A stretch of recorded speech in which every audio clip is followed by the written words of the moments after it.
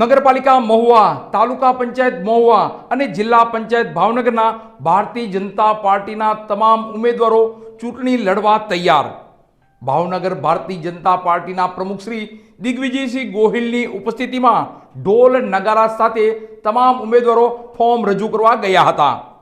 તો નારાજ અને અસંતુષ્ટ ભારતીય જનતા પાર્ટીના કાર્યકરો અને ઉમેદવાર વિશે જિલ્લા ભારતીય જનતા પાર્ટીના પ્રમુખ દિગ્વિજયસિંહ ગોહિલ શું કહે છે તે પણ જોઈએ. મહુવા નગરપાલિકાના 36, તાલુકા પંચાયતના 34 અને જિલ્લા પંચાયતના 8 ઉમેદવારો તૈયાર. જિલ્લા ભારતીય જનતા પાર્ટીના પ્રમુખ દિગ્વિજયસિંહ ગોહિલની ઉપસ્થિતિમાં ભારતીય જનતા પાર્ટીની વિશાળ બેઠક બાદ ઉમેદવારી પત્રો રજૂ કરવા થયા રવાના. ચૂંટણી પ્રક્રિયામાં આજે ફોર્મ ભરવા માટે અંતિમ દિવસ હોય ધારાસભ્ય શિવાભાઈ ગોહિલના કાર્યાલય ખાતે જિલ્લા ભારતીય જનતા પાર્ટીના પ્રમુખ દિગ્વિજયસિંહ ગોહિલ, ગુજરાત સરકારના પૂર્વ મંત્રી શ્રી આર.સી. મકવાણા અને વિવિધ હોદ્દેદારો, તો જિલ્લા પંચાયત, તાલુકા પંચાયત અને નગરપાલિકા મહુવાના તમામ ઉમેદવારો, તેમના ટેકેદારો સહિત મોટી સંખ્યામાં ભારતીય જનતા પાર્ટીના કાર્યકરો ઉમટી પડ્યા હતા. જંગી જાહેર બેઠકમાં જિલ્લા ભારતીય જનતા પાર્ટીના પ્રમુખ દિગ્વિજયસિંહ ગોહિલે જણાવ્યું હતું કે ભારતીય જનતા પાર્ટીના શાસનના કામ બોલે છે, ભારતીય જનતા પાર્ટીનો વિકાસ બોલે છે. એટલે બે ઝીઝક કોલર ઊંચા કરીને મતદારો પાસે જઈ મત માંગજો. બાદ ઢોલ નગારા સાથે તમામ ઉમેદવારો પોતપોતાના ઉમેદવારી ફોર્મ રજૂ કરવા ગયા હતા. અત્રે ઉલ્લેખનીય છે કે ઉમેદવારોના નામોની જાહેરાત મોડી થઈ તેના જવાબમાં ભાજપા જિલ્લા પ્રમુખ દિગ્વિજયસિંહ ગોહિલે જણાવ્યું હતું કે ભારતીય જનતા પાર્ટી પોતાના સિદ્ધાંતો અને પોતાની પોલિસી પર કામ કરે છે, એટલે જાહેરાત મોડી થઈ છે. અને નારાજ કાર્યકરો વિશે તેઓએ જણાવ્યું કે ભાજપના કાર્યકરો મનભેદને હિસાબે થોડો સમય નારાજ રહે છે, બાકી ભારતીય જનતા પાર્ટીની વિચારધારાને વરેલો કાર્યકર ભારતીય જનતા પાર્ટીનો જ રહે છે. તો મહુવા શહેર અને પંચાયતોમાં ભાજપા, કોંગ્રેસ, આમ આદમી પાર્ટી અને સદભાવના મંચ એમ ચતુષ્કોણીયો જંગ જામશે. કારણ કે ભારતીય જનતા પાર્ટીના અસંતુષ્ટો કાર્યકરો અન્ય પક્ષમાં કે અપક્ષ લડે તેવી શક્યતા જણાઈ રહી છે. ભારતીય જનતા પાર્ટીના કાર્યકર્તાઓ છે, જીતેલા અહીંયાથી ઉમેદવારો, પૂર્વ ઉમેદવારો, નવા જીતવાના છે એ, અને મંચ ઉપર બેઠેલા આપણે સૌ આગેવાનો. આપણી સરકારે એક પણ કામ એવું નથી કર્યું કે તમને મત માંગવા જવા માટે બીક લાગશે, ડર લાગશે.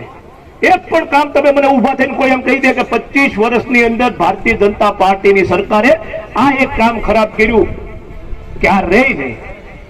અનેક વિકાસની વાતોમાં મારે નથી પડવું, અનેક યોજનાઓ સરકારની ખેડૂતોની સાથે ખંભે ખંભો મિલાવીને એ સમયની અંદર સાથે રહ્યા, અને ઇતિહાસની અંદર 15,000 કરોડ રૂપિયા ખેડૂતોના ખાતામાં નાખ્યા ને 15,000 કરોડની સામે છીન ખરીદી કરી આ ભારતીય જનતા પાર્ટીની સરકાર કામ કરી છે.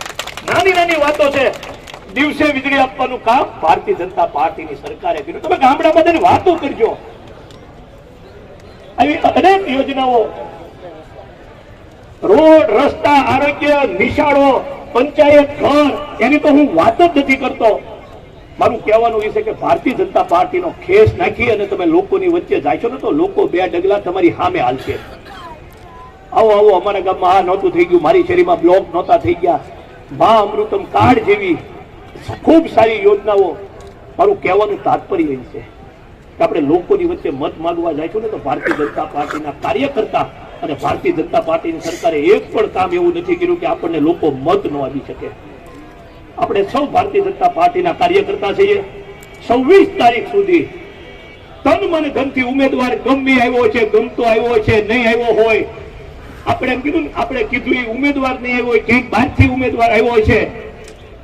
અમારે રૂપાલા સાહેબ એક દાંત કઢાવતા, આરસીભાઈ ને બધા હતા, એક એની સૂત્ર હતું રૂપાલાભાઈ સાહેબનું કે ઉમેદવાર નક્કી થઈ જાય ને ઉમેદવાર પછી વીરો મારો ઝગમગ ઝગમગ થાય, બેનો ગીત ગાય ને જાનમાં.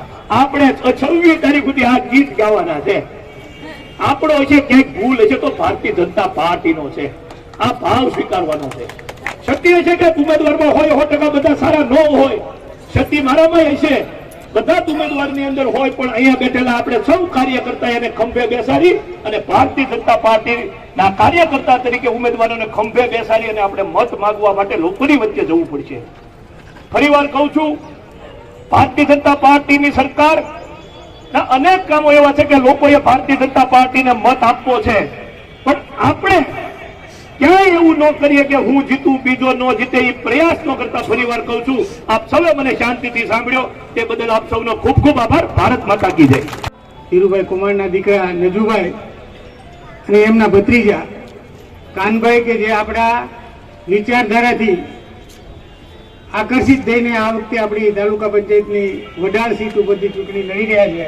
આપણે એમને વધાવીએ છીએ અને હું આપણા આદરણીય જિલ્લાના અધ્યક્ષ દીગુભાઈને વિનંતી કરું કે આ બંને આગેવાનોને, નજુભાઈને જે ધીરુભાઈના દીકરા છે અને કાનભાઈ એ આપણા એમના ભત્રીજા છે, એટલે બંનેને ખેસ પહેરાવી અને અધ્યક્ષ શ્રી દીગુભા એમનું વેલકમ કરશે, એમનું પાર્ટીમાં સ્વાગત કરશે.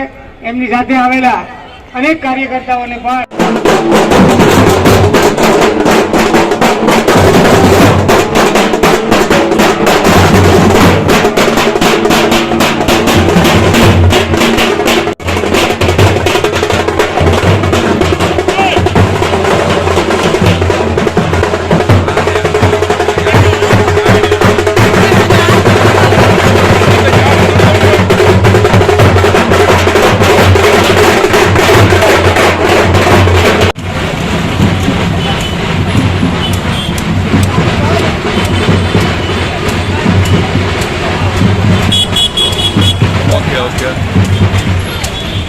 આજે મહુવા નગરપાલિકા, મહુવા તાલુકા અને ભાવનગર જિલ્લા પંચાયતની 8 સીટો માટે મધ્યસ્થ કાર્યાલયનું ઉદ્ઘાટન અને સાથે સાથે તમામ ઉમેદવારોના એક સાથે ફોર્મ ભરવા જવાનો આજે મહુવા શહેર ભાજપ અને તાલુકા ભાજપ દ્વારા આયોજન કરવામાં આવ્યું હતું. કાર્યકર્તાનો ઉત્સાહ અને ઉમંગ અને ભારતીય જનતા પાર્ટીના કાર્યકર્તા અને સરકારે જે કામ કર્યા છે અને કાર્યકર્તા લોકોની વચ્ચે રહ્યો છે, એના કારણે મને સંપૂર્ણ ભરોસો છે મહુવા તાલુકાની અંદર, મહુવા નગરપાલિકાની અંદર સંપૂર્ણ બહુમતી સાથે ભારતીય જનતા પાર્ટીની સરકાર બનવાની છે.